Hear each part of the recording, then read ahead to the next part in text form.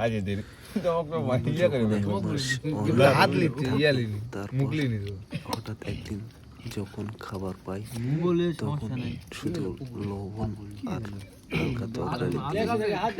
খেতে থাকে। দেখে যে খেতে পারে কিনা। ভালো হইবে ভাত বেশি করে কথা শুনবে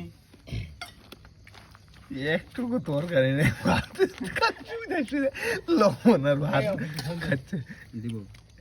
আমার লাগবে না, তুই আমার খাল দে তো খাবো খাবো না দে থাল খাবো না বলছো আমি খাবো না খাবে না বলে এই থাল দে, আমার লাগবে না, আমি খাইতে বাড়ি গেল এই যে পিকনিক করছে এই মন্দিরে খেলি গরমে তো জল দিও